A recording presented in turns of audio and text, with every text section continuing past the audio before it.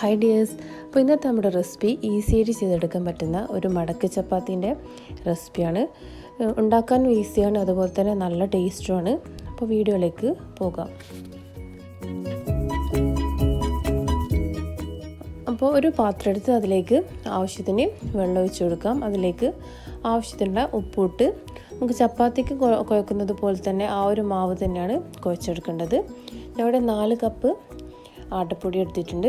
അതിന് ശേഷം ചപ്പാത്തിക്ക് കുഴക്കുന്ന ആ ഒരു രീതിയിൽ തന്നെ ഇതുപോലെ നന്നായി കുഴച്ച് ഒരു അരമണിക്കൂറിന് ശേഷം ഇത് ബോളാക്കി എടുക്കാം. ഇപ്പോൾ അരമണിക്കൂർ കഴിഞ്ഞിട്ടുണ്ട്. ചപ്പാത്തീൻ്റെ ബോളിനേക്കാളും കുറച്ചും കൂടെ ഒരു വലുപ്പത്തിലാണ് ഞാൻ ഇവിടെ ഉരുട്ടിയെടുത്തിട്ടുള്ളത്. അതിനുശേഷം പിന്നെ ആവശ്യമുള്ളത് ഇത് പരത്താൻ ആവശ്യമുള്ള പൊടി വേണം.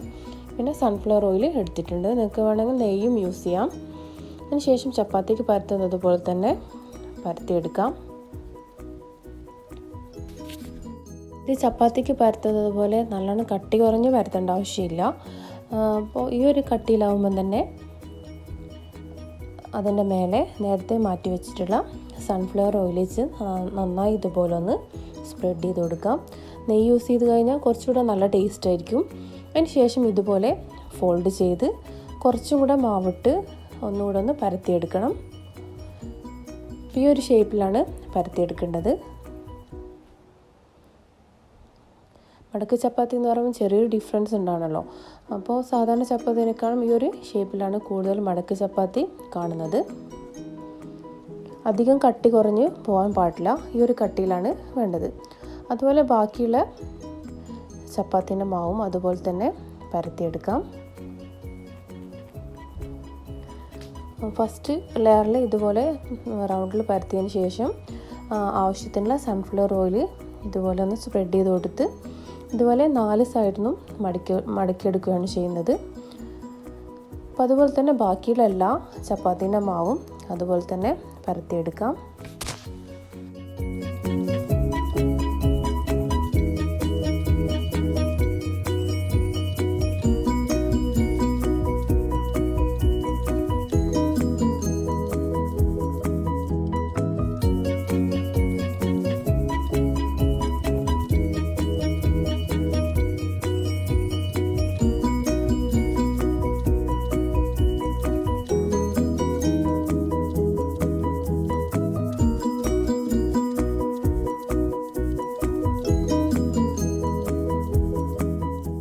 അങ്ങനെ ബാക്കിയുള്ള എല്ലാ മാവും ഇതുപോലെ തന്നെ ചെയ്തെടുക്കാം.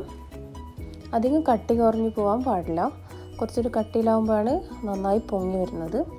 അപ്പോൾ എല്ലാ ചപ്പാത്തിൻ്റെ മാവും അതുപോലെ പരത്തി മാറ്റി വെച്ചിട്ടുണ്ട്. അതിനുശേഷം ഒരു പാൻ വെച്ച് അതിലേക്ക് നേരത്തെ പരത്തി വെച്ചിട്ടുള്ള മടക്ക് ചപ്പാത്തി ഇട്ട് ഒന്ന് ചൂടാക്കിയെടുക്കാം. ഇതുപോലെ ഒന്ന് പൊങ്ങി വരുമ്പോൾ അതിൻ്റെ മേലേക്ക് നെയ്യ് യൂസ് ചെയ്താലും ടേസ്റ്റാണ്. അതുപോലെ ഞാനിപ്പോൾ ഒഴിച്ചു കൊടുക്കുന്നത് സൺഫ്ലവർ ഓയിലാണ്. ഒരു സ്പൂണിൽ സൺഫ്ലവർ ഓയിൽ എടുത്ത് ഇതുപോലെ ഒന്ന് മേലേക്കൊന്ന് ഒഴിച്ച് കഴിയുമ്പോൾ ഒന്നുകൂടെ ഒന്ന് പൊങ്ങി വരും. അപ്പോൾ 2 സൈഡിലും ഇതുപോലെ മറിച്ചിട്ടതിന് ശേഷം ആവശ്യത്തിനുള്ള സൺഫ്ലവർ ഓയിൽ ഒഴിച്ചു കൊടുക്കാം. നെയ്യാണെങ്കിൽ കുറച്ചുകൂടെ നല്ല ടേസ്റ്റ് ആയിരിക്കും. അപ്പോൾ ഞാൻ ഇവിടെ നെയ്യ് ഒഴിച്ചിട്ടും കാണിക്കുന്നുണ്ട്, അല്ലാതെ സൺഫ്ലവർ ഓയിൽ ഒഴിച്ചിട്ടും 2 രീതിയിലും കാണിക്കുന്നുണ്ട്. അപ്പോൾ ഈ ഒരു കളറിൽ ആയി വരുമ്പം തന്നെ മാറ്റി വെക്കാം. അതിനുശേഷം ബാക്കിയുള്ള എല്ലാ മടക്ക് ചപ്പാത്തിയും ഇതുപോലെ തന്നെ ചുട്ടെടുക്കാം.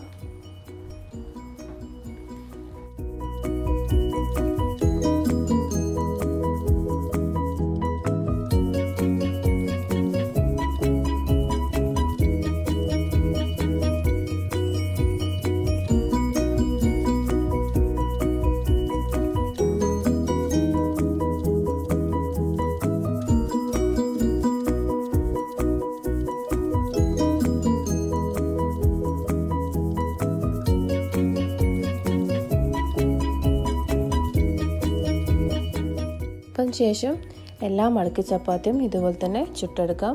ഫ്രൈങ് പാനിൽ ഇട്ടതിന് ശേഷം ഒന്ന് പൊങ്ങിയതിന് ശേഷം മാത്രമേ ഓയിലോ അല്ലെങ്കിൽ നെയ്യോ അതിൻ്റെ മേലെ സ്പ്രെഡ് ചെയ്ത് കൊടുക്കാൻ പാടുള്ളൂ. അല്ലെങ്കിൽ അധികം കറക്റ്റ് പൊങ്ങി വരില്ല. അപ്പോൾ എല്ലാവരും ട്രൈ ചെയ്ത് നോക്കുക. നല്ല സോഫ്റ്റാണ്. അതുപോലെ തന്നെ ഇത് കറിയൊന്നും ഇല്ലാതെ തന്നെ കഴിക്കാൻ തന്നെ നല്ല ടേസ്റ്റാണ്. 2 ദിവസം കഴിഞ്ഞാൽ പോലും അതിൻ്റെ സോഫ്റ്റ്നെസ് പോവില്ല. അത്രയും നല്ല ടേസ്റ്റാണ്. അപ്പോൾ ചപ്പാത്തി കഴിച്ച് മടുത്തവരൊക്കെ ഈ ഒരു മടക്കി ചപ്പാത്തി ട്രൈ ചെയ്ത് നോക്കുക. എന്തായാലും ഇഷ്ടമാവും. അതുപോലെ ഏറ്റവും നല്ല ടേസ്റ്റായിട്ട് തോന്നിയത് ഇതിൻ്റെ കൂടെ ഹണിയും അതുപോലെ നെയ്യും കൂടെ ചേർത്ത് കഴിക്കുമ്പോഴാണ്. കറീൻ്റെ കൂടെയും നല്ല ടേസ്റ്റാണ്. അപ്പോൾ എല്ലാവരും ട്രൈ ചെയ്ത് നിങ്ങൾ കമൻസിൽ അറിയിക്കാൻ മറക്കരുത്. വീഡിയോ ഇഷ്ടപ്പെട്ടാൽ ഫ്രണ്ട്സിനൊക്കെ ഒന്ന് ഷെയർ ചെയ്ത് കൊടുക്കുക. സൈഡിലെ ബെല്ലൈക്കൺ ക്ലിക്ക് ചെയ്താൽ എൻ്റെ വീഡിയോസിൻ്റെ നോട്ടിഫിക്കേഷൻ മിസ്സാവാതെ ലഭിക്കുന്നതാണ്. അപ്പോൾ ഇൻഷാ അല്ലാഹ് വേറൊരു വീഡിയോ ആയിട്ട് കാണാം. Thanks for watching.